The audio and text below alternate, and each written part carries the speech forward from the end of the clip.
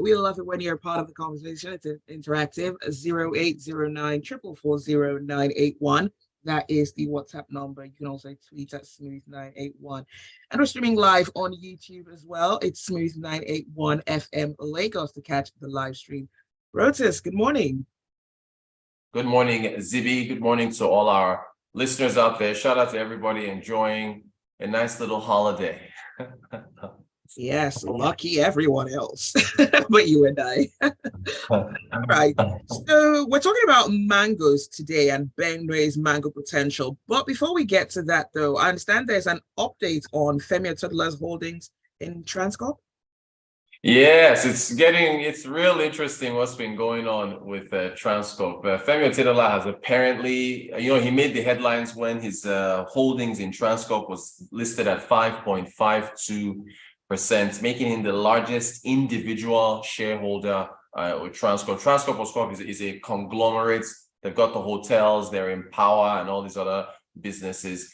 And so his holdings were at 5.52%. He was the largest individual shareholder, second largest shareholder overall. But now we understand that his shareholdings have now increased further to 6.3%. So he's gradually accumulating more shares and more ownership in the Transcorp conglomerate. So why does Cellular have this interest in Transcorp though? Well, he seems to be taking on this mold as like some kind of like an activist investor that who sees potential in companies and wants to turn them around.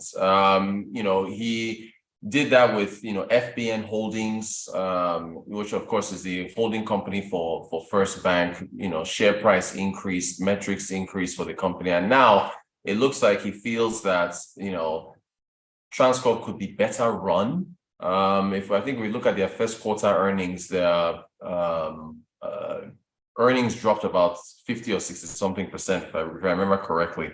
Again, that's top line earnings. But he feels that looking at the market capitalization of the company with all its assets that it holds compared to his own company he chairs, Geregu, Transcorp should be doing much better, should have a larger market cap. I think Geregu is about 800 billion. Transcorp is about 100, I think, or just under 100. So there's a very interesting article on him in Money Central on the cover where they compare him to Carl Icahn, who's a famous activist investor in the United States. So the main thing is that he feels that there's more potential in the company, and he wants to, at least with his shareholdings increasing, he should, I think, theoretically get board seats, which will allow him to exert influence on the company. So it's made for a very interesting story as far as corporate Nigeria is concerned, and whether or not Tony Elumelu, who chairs it, another billionaire like Femi Otedola, will buy more shares and there'll be a bidding war. The stock price has climbed,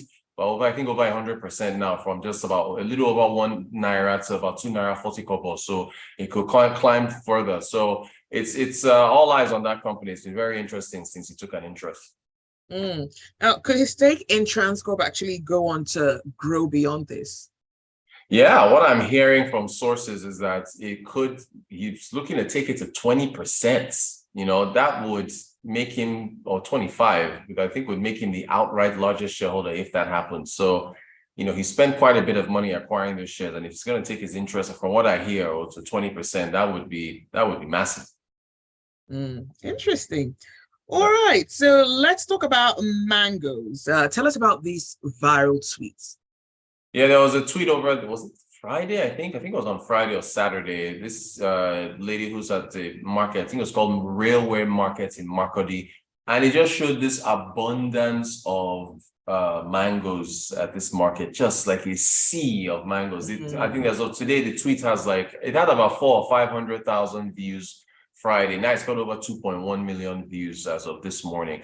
And I was wondering, what's so special about a bunch of mangoes? Well, I think the issue is the fact that just seeing the abundance of the fruits there and thinking about the potential of what Benue could be doing with all those mangoes. I think as far as mangoes, pineapples, I think oranges also, Benue has them in abundance. But there were issues, and I think that's what sparked the discussion on Twitter with respect to the mangoes there and the fruits, and basically what the output for Benue could be, since it's known as like the bread basket or a food producing state in Nigeria.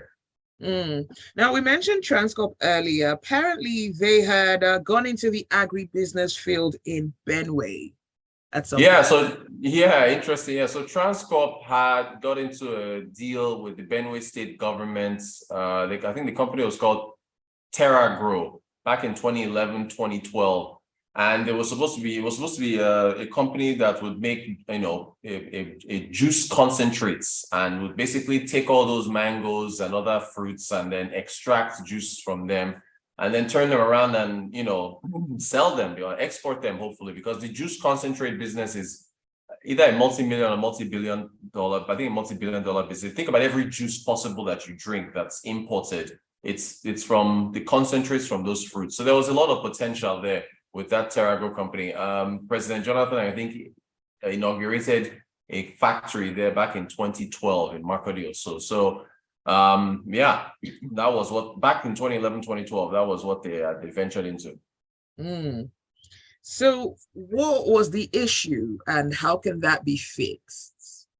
So the issue was apparently they couldn't get enough of the right species of mangoes. Apparently there's like different varieties there and they didn't have enough of what they were looking for.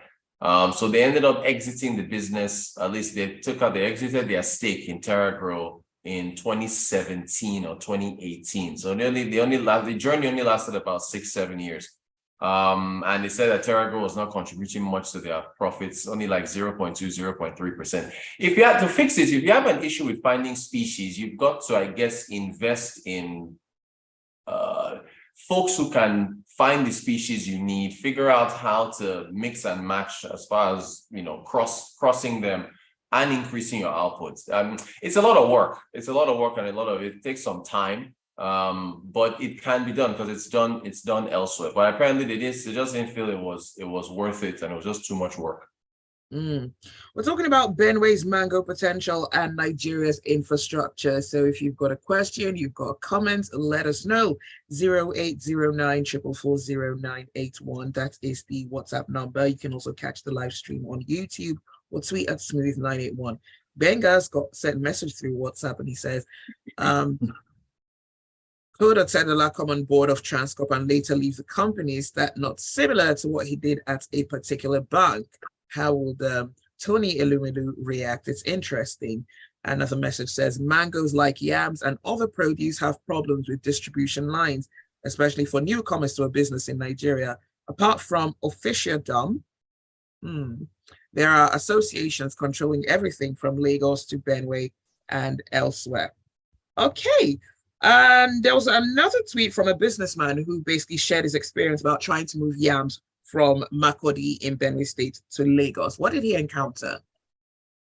Yeah, in fact, it was Benga. If you see Benga's comment, Benga was the one that shared the tweets with me, and he alerted me to it. So this gentleman said in 2014 he bought a bunch of yams because the price was so low compared to Lagos. So the price in Makurdi, he purchased them, loaded a van, and then attempted to transport them over to Lagos to make a profit. Along the way, he ran into multiple police checkpoints. He had to pay out bribes. And then when he got to Lagos, the associations that Benga was talking about in his message, they wouldn't accept his yams. So the thing is, they already had an association. You had to be a member, and you have to, before you can sell your yams. So one of the issues that Benue has with the mangoes is that a lot of them perish, and it's the same thing that was happening back for time immemorial. There are so many of them, they have a short shelf life. There's a lack of storage facilities, i.e. lack of power, and so a lot of them waste, and so they're still facing low patronage till today, and that's what a lot of folks in the tweets were saying. So what the yam guys are doing in Lagos is to protect themselves and say, okay, Zibby is a member of our association. We will only buy yams from Zibby. And then if Rotus come or Benga comes from another state to try to sell yams, like, nope, you're not a member of our association. So by making sure that only Zibby sells, they guarantee an off-taker for their yams. But it is protectionist, it's anti-free markets. And it's not, but then they have to survive. So maybe that's what the folks in Benue need to do. But that's not I mean, anyone from any state should be able to come in and, you know, be able to sell. So he had to give away the yams and so on and so forth. So, and then another thing is that he had to travel by road.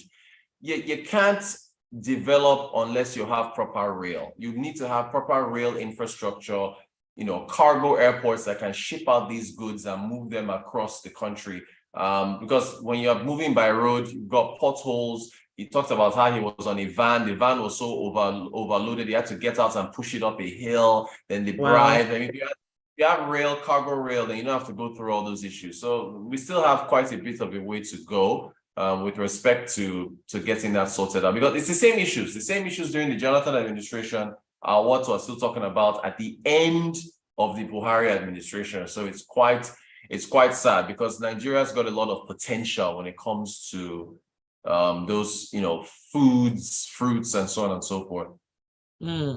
I think it might have been last year, a friend who comes from Benue State actually told me she was selling yams, and I said, okay, that's good. After she did one, I asked her how it was going, and she said the stress is not worth it.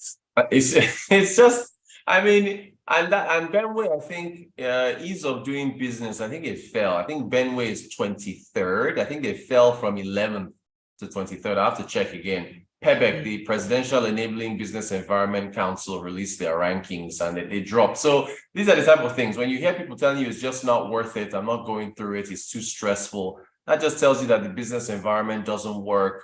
And that infrastructure, Nigeria's infrastructure, not being able to store these fruits and keep them fresh is a problem. I've got a message. Ogenel Chuku says, Femi is Nigeria's own Elon Musk, certainly has an eye for firms with potential. Transport is a big challenge, and a lot of these fruits are damaged because of the lack of storage facilities. So what's the solution? We got to get the power. Zibby, we have to fix this power situation. And we've been saying this for over and over again. Now you're going to a new administration. We'll see what they do. But power really is the issue here. You got to fix the power. You got to get better roads. You got to get rail. Unless you do that. I remember during the World Economic Forum, very quickly, back in January, I think his name is Larry Fink, the CEO of BlackRock. BlackRock, I think, is one of the biggest asset managers in the world. He was on a roundtable discussion with Dr. Ngozi Okonjo-Iweala, Director General of the World Trade Organization. And he was talking about Mexico and some other countries, how they developed. And he listed off some things that every economy needs. And he talked about the educated workforce. He talked about, I think, you know, better wages and rail. He really harped on rail. If you don't have rail, you're not going to develop. So we got to fix that. All right. Well, thanks, Rotus, for being with me on the show this morning. That's all the time that we have for Business Express. Thanks for your messages. Thanks for listening as well. And you can keep the conversation going on social media. We're at Smooth981, and you can also tag Rotus in your tweets. It's at Rotan Quotes. That's KWOT. All right. All right. See you tomorrow. Okay. Do stay with us. There's a lot more to come on the Smooth Breakfast. Brought to you